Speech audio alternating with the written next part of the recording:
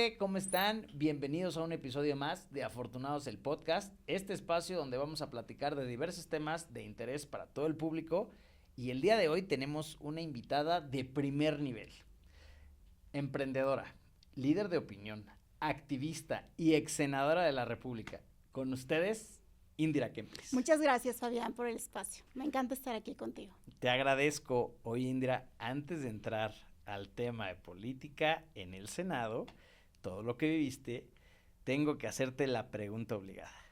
¿Qué esperamos de ti para el 2027? La misma Indira Kempis de toda la vida desde que soy activista, involucrada 100% en la actividad pública, política, y muy echada para adelante para sacar adelante las causas de este país y de Nuevo León. Ahora sí que yo, como dice Vicente Fernández, mientras el público aplauda, yo sigo cantando. Como debe ser, ¿no? Oye, pero a ver, platícame, ¿buscarías alguna presidencia municipal? No, mira, yo creo que una vez que pisas el Senado, entiendes la importancia de hacer política. Por supuesto, todo poder ejecutivo es importante, pero para mí en este momento, así como está la crisis en el país, yo creo que si es que se tiene una aspiración, hay que aspirar a más. Y pienso que obviamente todo el talento que pueda estar en esa parte municipal local, pues deberían de ser personas que tengan causas específicas, pero la verdad creo que incluso ahorita los municipios están tan castigados con el presupuesto, tienen tantos problemas por esa falta de talento, que ahora mismo lamentablemente la mirada pues está hacia otros horizontes que están alejados de lo que es la parte municipal. Oye, Indira, ¿qué le podemos decir a la gente? No tiene partido, no tiene experiencia, pero quiere ser política. Que está en las mejores condiciones para hacerlo. Hace 20 años esta no sería la respuesta porque prácticamente había una receta como de cajita McDonald's en donde te decían, para ser político debes tener un apellido, debes tener dinero, contactos, un partido. Es más, hasta vestirte de cierta manera, hablar de cierta otra, tener una carrera específica universitaria, pero todo eso ya se rompió. En este momento el quehacer político se está reinventando a partir de una crisis donde no hay líderes políticos. Y entonces resulta que todo aquello que nos dijeron o le dijeron a las generaciones anteriores que era la forma de hacer política está roto. Es decir, la gente no confía en un político más solo por su partido o solo por su disciplina o solo por su apellido. Tienes que ofrecer algo más. Y pienso que hoy la manera en como las nuevas generaciones estamos demostrando el quehacer político es a partir de tener causas y algo de lo que no se habla, pero es muy importante, tener ética. Porque hoy sí se está buscando, más allá de una ideología o de un péndulo ideológico, se está buscando que la gente tenga la altura suficiente como para maniobrar los 1,000,000 problemas que tenemos en el país. Lo entiendo perfecto. Yo creo que me encantaría que le dieras un mensaje a la juventud, a los jóvenes, sobre todo que no saben por dónde empezar y desde asociarse con estas cámaras estilo Conajo, que nos dieras un poquito de tu opinión, ¿qué podemos, por dónde? O sea, porque necesitan un ABC de dónde iniciar. Hay que atravesar sobre todo el mito de que solamente lo puedes hacer por medio de los partidos políticos tradicionales. Al menos fue lo que yo hice en su momento. O sea, yo también, una ciudadana sin militancia, sin experiencia, que un día quiso hacer pues su intención de competir, porque para mí era solamente eso. Y que una vez que vencí ese miedo de entrar a un sistema político, porque sí es un sistema que obviamente está recargado en los partidos, que al menos en mi caso pues había pocas opciones, pero en ese momento encontré la menos peor. Y que, pues sí, pues, no, es que además vivimos en el país del menos peor, ¿no? En el tema Sí, político, claro. o sea, si sí tienes un poco de conciencia y nivel, vas descartando hasta que te quedas con lo menos peor, pero no es lo mejor.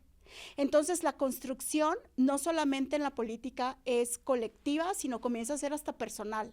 Es decir, con lo que tú tienes, con las habilidades que tienes, el talento, las redes de apoyo, la agenda, la narrativa, pues lo empiezas a hacer tú.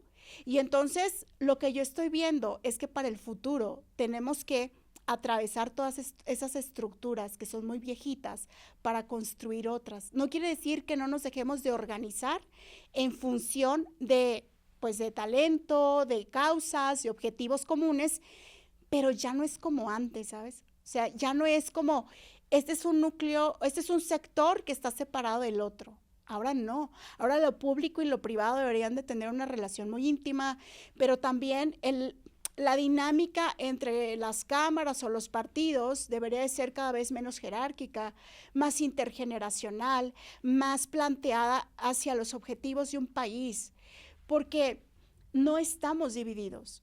Es más, la política tradicional nos ha hecho creer que estamos divididos, pero no lo estamos.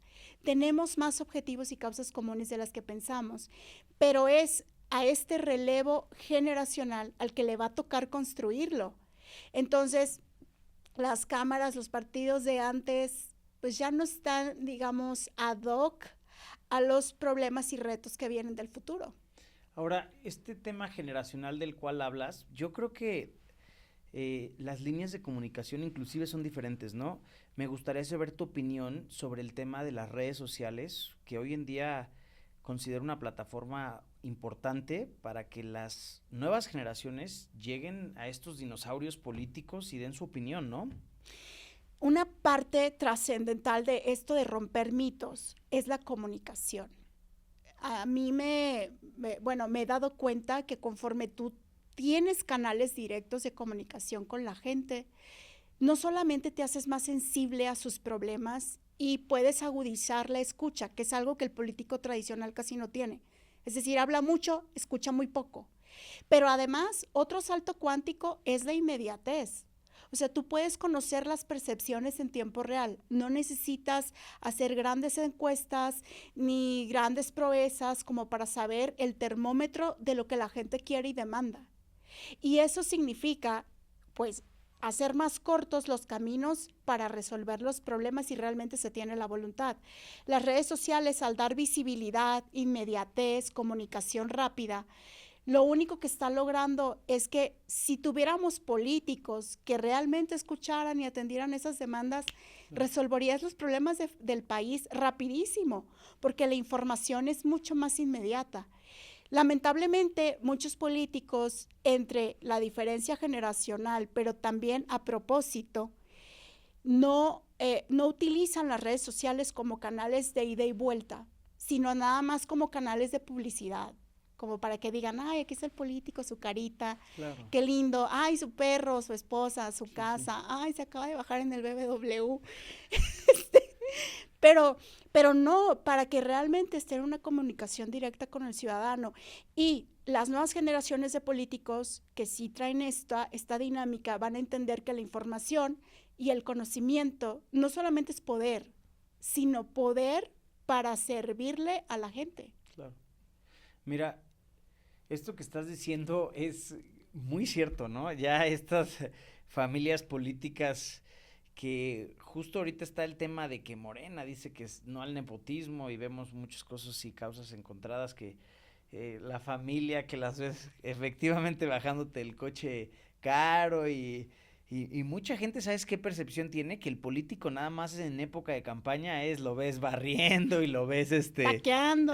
ándale, pero fuera de ese momento pues la realidad es otra, ¿no? Entonces yo creo que sí es muy importante que todos como ciudadanos, ¿no? De aquí, pues demos nuestro granito de arena y si queremos formar parte de este gremio político, pues empecemos a dar nuestros primeros pininos. Te quería preguntar, querida Indira, vamos a hablar del tema ya de tu experiencia en el Senado. ¿Te parece bien? Vámonos por partes.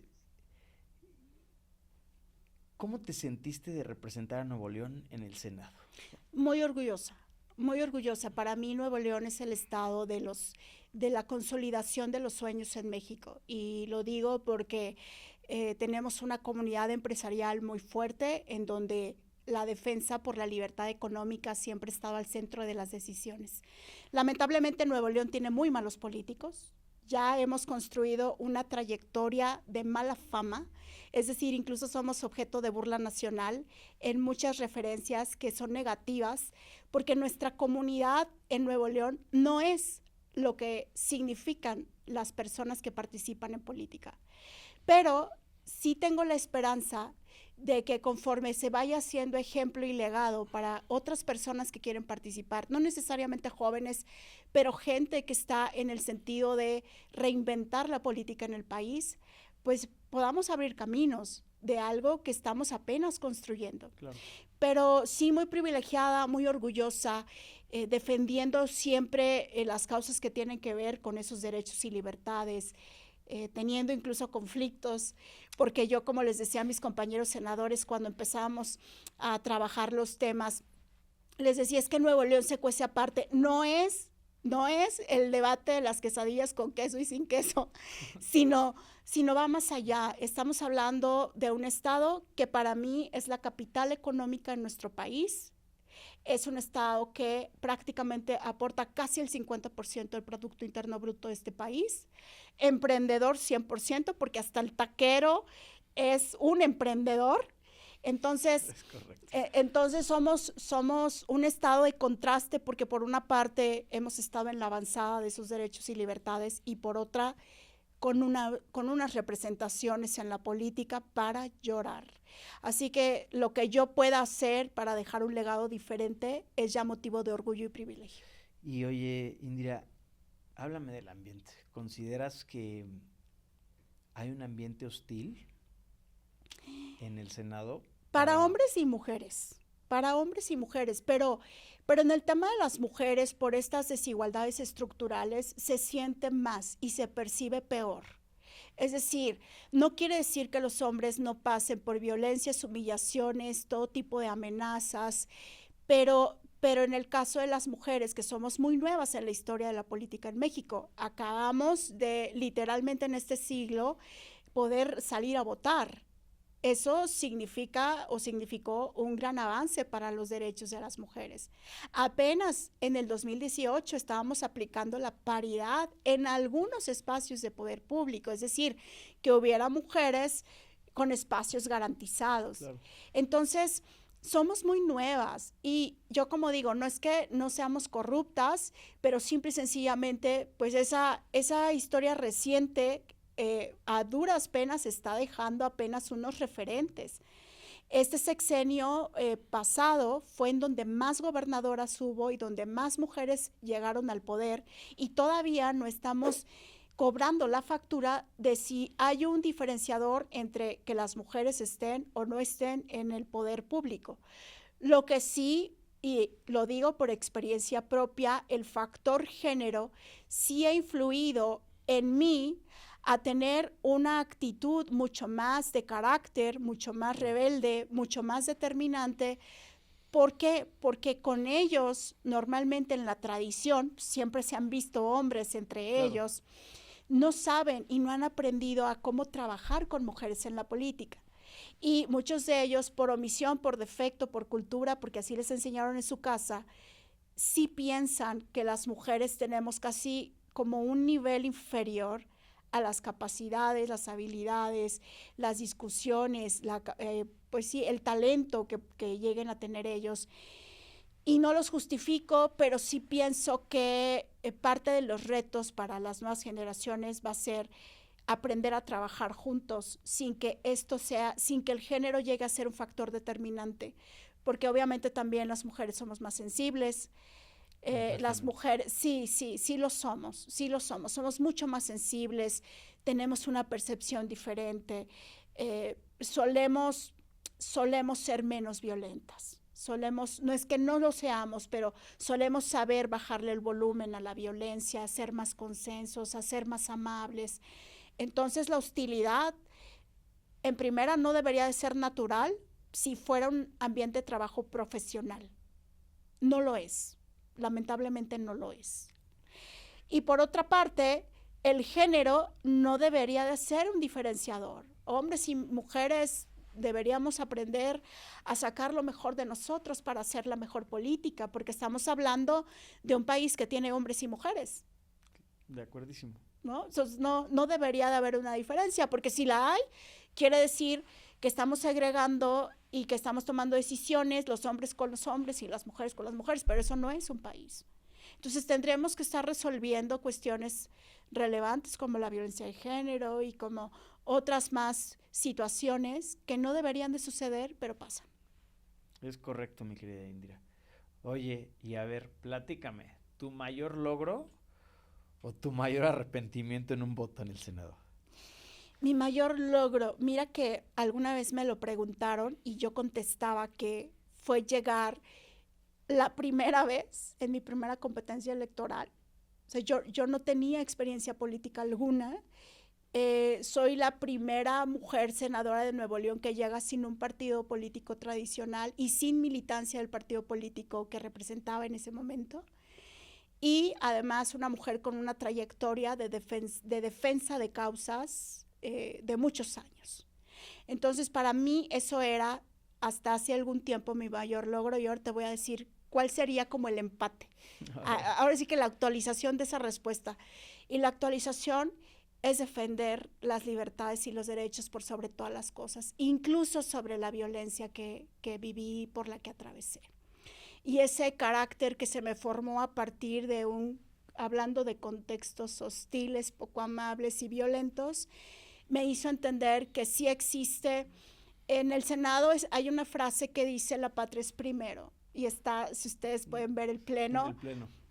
De hecho, tú te paras en esa tribuna y si ves en la parte de arriba hay un tragaluz, eso casi nadie lo sabe, pero en ese tragaluz se ve la bandera de México que ondea en la punta del pleno del Senado y que se ve, si haces un zoom out, tenemos una bandera arriba del pleno del Senado. Entonces, esa bandera da al tragaluz y tú desde la tribuna puedes ver la bandera y por atrás la patria es primero. Imagínate la carga simbólica que eso significa. Y yo no entendí eso hasta mi último año del Senado. Yo creo que he hecho muchos sacrificios, pero ninguno como el último. Y en el último sí dije, sí, la patria es primero y cuando es primero va primero. Y para mí haber sido tan firme con mis convicciones y mis ideas en tiempos de adversidad es mi mayor logro. ¿Qué aprendiste de estar tan cerca del poder? Es decir, me imagino o trato de imaginarme cómo me estás comentando, ¿sabes qué? Llego sin una militancia como tal definida, un apoyo fuerte. Estoy en mi primer intento, llego ahí y de repente pues estás en la cúpula legislativa de en nuestro lo que país. si tú haces una encuesta y le preguntas a todos los políticos del país qué quieren ser, solo hay dos respuestas. Uno es presidente, aunque no te lo digan. Todos los políticos quieren ser presidente. En una parte de su corazón está esa aspiración. Y en la otra está ser senador o senadora. Son los dos puestos más acariciados de la clase política. Hay gente que dura 30 años, 40, intentando llegar al Senado. Lleguen ustedes a la presidencia, al Senado, que se reparten 128 lugares, prácticamente 3, 4 por estado. Y no cualquiera lo hace en su primer intento hasta allá. Entonces, increíble. Para mí es una historia digna de contar. Le he preguntado a varios con mucha experiencia y sí me dicen, tu historia prácticamente es única. Cuando yo llegué era muy complicado porque todos tenían algo que ver para haber llegado ahí, en la política. O incluso un apellido político que les respaldaba. Y yo soy la primera mujer Kempis Martínez, o sea, de las dos familias, que hice el salto de aventarme a la alberca olímpica sin saber nadar y llegué. Y ganaste la carrera, querida.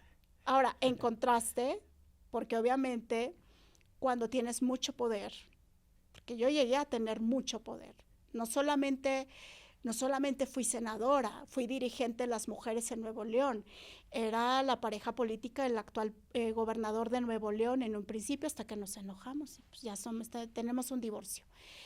Pero ¿estás de acuerdo? Sí, con estos 3 datos que te acabo de decir, yo tenía mucho poder. De acuerdo, sí, de acuerdo.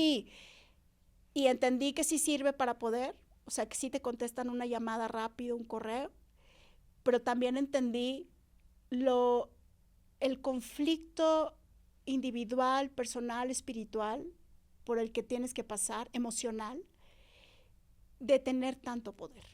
Oye, y con toda esta responsabilidad que conlleva el cargo, por supuesto, ¿cómo manejas la presión y cómo no te afecta en la salud mental? Bueno, precisamente por eso ahí lo entendí. O sea, yo al tercer año tuve una ruptura con mi idea falsa de lo que significa tener poder. Porque al principio sí, claro, aunque yo vengo de una familia muy aterrizada, mis padres naturalmente son personas aterrizadas y muy cuerdas, muy centradas. Entonces, ellos han sido mi mayor ejemplo de que se tiene que pisar la tierra y tener la humildad suficiente para entender que tienes el tiempo pues contrarreloj, porque todo lo que puedas hacer con tanto es rápido, haz lo más que puedas, porque el tiempo es corto. Claro. Pero por otra parte sí, obviamente me trastocó mis emociones, muchos conflictos, mucha violencia, presión para hacer cosas que yo no quería hacer, debates éticos y morales terribles, rupturas con amigos que me dolieron muchísimo, una soledad, el poder solitario. Y la soledad se siente, aunque ustedes vean que los políticos están rodeados de gente poderosa, no poderosa, se siente una soledad terrible y un vacío emocional que yo nunca lo había sentido en mi vida hasta esos primeros 3 años. Qué duro, ¿eh? No, sí es duro, es que parece que no. Sí, no, tienes toda la razón, lo ves lleno de gente, lo ves con el apoyo, lo ves muy contento, pero al final yo creo que temas de confianza, ¿a quién le cuento qué? Cualquier cosa que digo se me juzga, entonces... ¿Estás de acuerdo? Sí. Sí, es una presión, es una carga, porque Claro. Además, por ejemplo, hablando de género, nosotros como mujeres, con todo y todo, tienes que salir con la sonrisa, a pesar de que somos sensibles, no puedes llorar, porque si lloras parece que eres débil. Sí. Y sí, te quedas solo. Sí. Te quedas solo, literalmente. Y en esa soledad yo aprendí a reencontrarme conmigo, a regresar a mi esencia, porque también te vas perdiendo. Y cuando ves, ya no eres la misma persona auténtica que en algún momento has sido. Por eso cuando me preguntabas quién vas a ser en el 2027, pues yo espero seguir siendo yo. Bienvenido de regreso. Pero sí, en mi piel, con las cosas que creo, como yo me quiero vestir, como yo me presento al mundo con las ideas que tengo y no con unas ganas de caber, porque aunque eres la que tiene el poder, tienes ganas de caber. Y yo me enfrenté a que el lugar estaba muy chiquito como para caber y me tenía que ser chiquita para caber, no lo hagan. Entonces sí, llega un momento que te pierdes. Y a nuestro México querido, ¿cómo lo ves de aquí a 10 años? México es el corazón del planeta. Yo sé que en este momento parece que no, que estamos perdiendo batallas, que ese México de ciertas añoranzas de nuestros padres y nuestros abuelos se está desdibujando, que a lo mejor no encontramos salida en el conflicto que tenemos ahora, sobre todo binacional, con nuestros vecinos inmediatos. Pero yo insistiré en que la gente mexicana, o sea, nosotros somos las personas más creativas del mundo. De acuerdo. No, como dicen los memes, no conquistamos al mundo porque no queremos. Exacto. Oye, querida, pues se nos acabó el tiempo, pero te quiero hacer una última pregunta. Ok. ¿Te consideras y qué significa para ti pues ser afortunada? Wow, lo conecto con Dios. En esa soledad yo encontré a Dios. Y pienso que creer que tú eres íntegro es ser afortunado. Mi abuela decía cuando algo salía mal y sobre todo en temas económicos, porque yo vengo de la pobreza, decía, bueno, pero te tienes a ti, ¿no? ¿Y cómo estás? ¿Tienes 2 ojos? Y me acuerdo que hasta lo señalaba, 2 ojos, 2 orejas, ¿estás bien? ¿Tienes tus manos? ¿Tienes tu corazón? ¿Estás latiendo? Ah, ok, ya puedes seguir. Y para mí, Dios conectado a tu vida es ser afortunado. Muchísimas gracias. por tu tiempo. A ustedes. ¿Algún mensaje que le quieras dar a la audiencia? No le tengan miedo a participar en política.